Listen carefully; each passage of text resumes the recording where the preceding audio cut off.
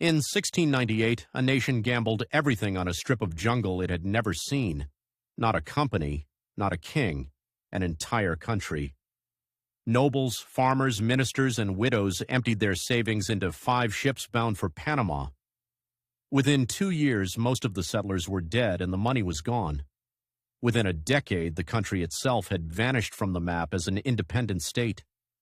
This is the story of the Darien scheme, the colony that killed a country.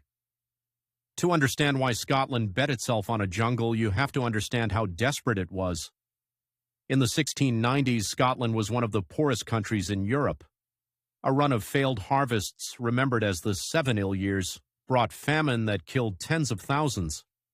Perhaps 1 Scot in 10 in the hardest-hit regions. Scotland shared a king with England, but not a parliament and not an economy. England's navigation acts locked Scottish merchants out of the richest trade routes on earth.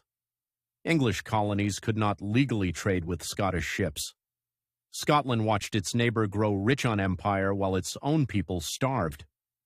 What it needed, many believed, was a colony of its own. The man with the plan was William Paterson, a Scottish financier so brilliant he had just helped found the Bank of England.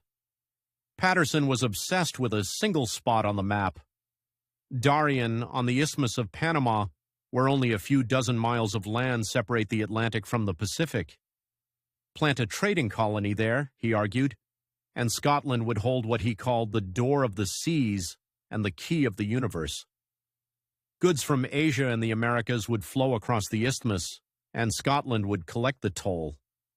In 1695, the Company of Scotland was born. English investors initially flocked in, then pulled out under furious pressure from the English East India Company and the king himself. So the Scots decided to go it alone. In a matter of months, the company raised around £400,000 sterling. Historians still debate the exact share, but it was likely somewhere between 1/5 and 1/2 of all the liquid wealth in Scotland. Lords mortgaged estates, towns pooled funds. This was no ordinary investment. It was a national crusade.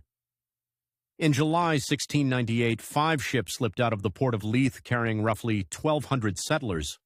Their cargo has become legend. Along with tools and provisions, they packed heavy wool cloth, combs, and thousands of Bibles, trade goods of questionable use in a tropical jungle, though historians note the cargo story has grown in the telling. After 4 months at sea, they reached the Bay of Darien and named their new home Caledonia. They cut a fort out of the jungle and called it Fort St. Andrew, and laid out a capital they named New Edinburgh. For a few weeks, the letters home glowed. The harbor was magnificent.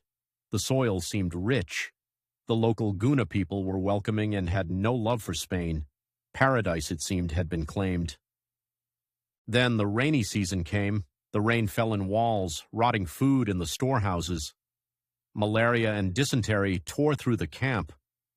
Within months, settlers were dying at a rate that reached 10 or more per day. The trade that was supposed to sustain them never appeared. Passing ships had little use for wool in the tropics. Worse, King William had ordered the English colonies in America and the Caribbean to deny the Scots any aid or supplies because he could not afford to provoke Spain, which claimed the entire region.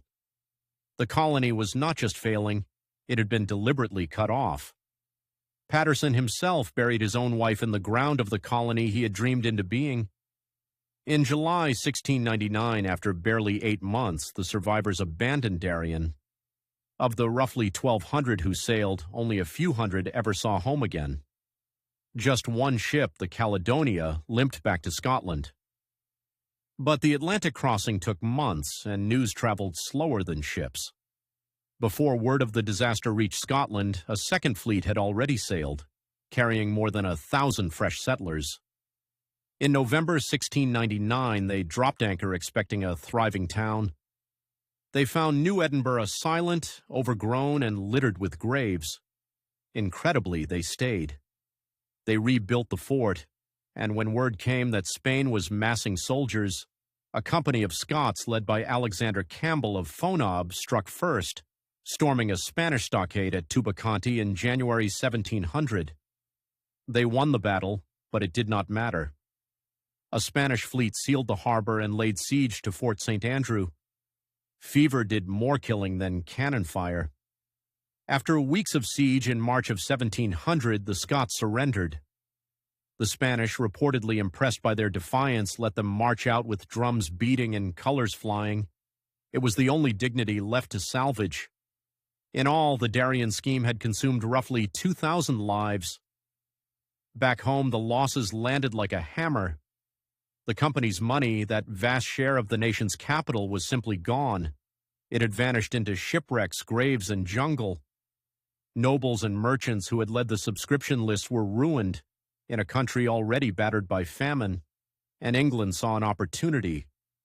When negotiations for a full political union began, the treaty came with a remarkable clause.